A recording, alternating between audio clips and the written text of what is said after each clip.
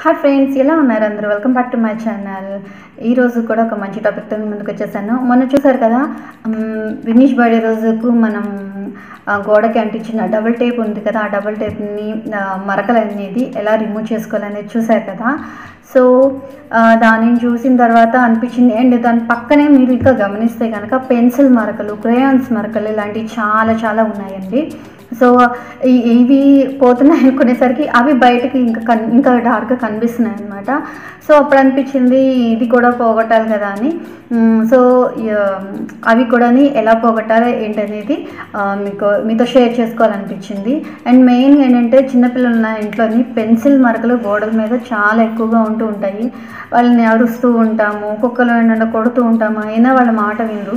వాళ్ళకి ఏంటంటే కోపం వచ్చినప్పుడు కూడా వాళ్ళు అలా గీసేస్తూ ఉంటారు. ఈ మమ్మీ చెప్పిన మాట నేను మీద అలా ఏంటి అన్నట్లుగా అని మనం ఇంకొంచెం అరిసే కొద్దీ కూడా ఇంకొంచెం రాస్తూ ఉంటారు. ఏమో మా వాళ్ళైతే అలాగే చేస్తుంటారు ఒక్కొక్కసారి. మీ పిల్లలు ఎలా చేస్తారేమో నాకు తెలియదు. కాకపోతే ఎలాగైనా కూడా మనకి కోపం వచ్చేస్తూ ఉంటుంది. అండ్ మనకి ఒక శ్రమ అన్నమాట. చూడ్డానికి కూడా ఎవరైనా చూసినా ఏంటి ఇలా ఉంటుంది, గోడలే చూసినా ఏదో మన పాత ఇల్లు లాగా అయిపోయి అలాగా పిచ్చి పిచ్చి గీతలతో అట్లతో చూడడానికి చాలా చిరాకుగా ఉంటుంది కదా. సో ఈ ఒక్క చిన్న ట్రిక్ పాటించండి. అండ్ ఇంకో నెక్స్ట్ టైం మాత్రం మీ పిల్లల్ని మీరు అరవరు, తిట్టరు, నీ ఇష్టం రాసుకో అని వదిలేస్తారు. అండ్ వాళ్ళు కూడా చిరాకు వచ్చి వాళ్ళు రాయడం కూడా మానేస్తారనమాట. సో ఇప్పుడైతే ఎలా అది రిమూవ్ చేసుకోవాలి ఏంటని చూద్దాం. సో ఇదేనండి, చూసారా గోడల మీద ఎలా రాశారో ఏబిసిడీలు చక్కగాని. సి బాగుంది, డిఏమో పీలా కనిపిస్తుంది. సో ఇలాగనమాట వాళ్ళకి నచ్చినట్లుగా వాళ్ళు గీసేసుకుంటూ ఉంటున్నారు. సో ఇప్పుడు దీన్ని ఎలా రిమూవ్ చేయాలి ఏంటనేది చెప్తాను. సో దీనికి ఏమీ అవసరం లేదు, మన ఇంట్లో ఉండే ఎరేజర్ ఉంటుంది కదా. సో సేమ్ అదే ఎరేజర్ని మనం యూస్ చేసేసుకోవడమే. సో జాగ్రత్తగా ఫస్ట్ అయితే ఆ లైన్స్ ఉన్నాయి కదా, ఎక్కడ పెన్సిల్ లైన్ అనేది ఉందో అక్కడ మాత్రమే మనం రబ్ చేయాలి స్టార్టింగ్. సో అది మొత్తం అంతా పోతున్న టైంలోని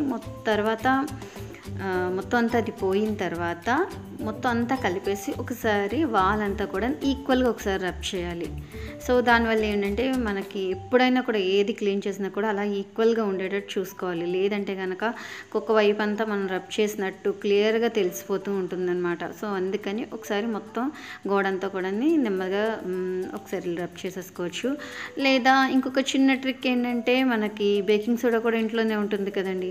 ఆ బేకింగ్ సోడాని ఒక మంచి క్లాత్ తీసుకొని దాన్ని వాటర్లో డిప్ చేసేసి అంటే లైట్గా తడిపేసి ఈ బేకింగ్ సోడాలోని ముంచి దాంతో రబ్ చేసినా కూడా మనకి ఈ పెన్సిల్ మార్కులు అనేది పోతుంది. కాకపోతే ఈ పెన్సిల్ ఎరేజర్ అనేది ఏంటంటే మనకి బాగా యూస్ఫుల్ అవుతుంది, వెంటనే అందుబాటులో ఉంటుంది. సో వాళ్ళు ఒక పక్క రాసిన వెంటనే కూడా మనం ఎరేజర్ తీసుకొని వెంటనే క్లీన్ చేసేసుకోవచ్చు. బేకింగ్ సోడా తెచ్చుకొని మళ్ళీ వాటర్లో ముంచి క్లాత్ క్లీన్ చేసి ఒకవేళ ఎక్కువ పని అవుతుంది అనుకుంటే కనుక ఇది సింపుల్గా అయిపోతుంది అనమాట దానికన్నా కూడా. సో ఎరేజర్ అందుబాటులో లేకపోతే మాత్రం ఇలా బేకింగ్ సోడాతో కూడా ట్రై చేసి చూడండి. సో చూసారు కదా ఎంత చక్కగా క్లీన్ అయిపోతుందో. సో మీరు కూడా ట్రై చేసి చూడండి. నాకు కనుక ఒకవేళ ఈ ట్రిక్ మీకు పనిచేస్తే కనుక నాకు కూడా కామెంట్ రూపంలో తప్పకుండా చెప్పండి. అండ్ ఇంకొక చిన్న విషయం, మీకు నాకు ఏమైనా సజెషన్స్ ఇవ్వాలనిపించేనా, మీకు ఏమైనా డౌట్స్ ఉంటే కనుక నేను చేసే వీడియోస్ కాదు, ఇప్పుడు నేను చెప్పాను కదా పెన్సిల్ మరకని, అలా కాకుండా ఇంకొకటి ఏమైనా మీకు యూస్ఫుల్ అయ్యే వీడియోస్ ఏమైనా నా నుంచి మీరు ఆశిస్తే కనుక అవి కూడా నాకు కామెంట్స్ రూపంలో చెప్పండి. సో ఫ్రెండ్స్ చూసారు కదా, వీడియో ఎలా ఉంది, మీకు నచ్చినట్లయితే లైక్ చేయండి, షేర్ చేయండి అండ్ కామెంట్ చేయండి. నా ఛానల్ని మీరు ఫస్ట్ టైం విజిట్ చేస్తే కనుక ప్లీజ్ సబ్స్క్రైబ్ చేయండి. ఓకేనా, బాయ్ బాయ్.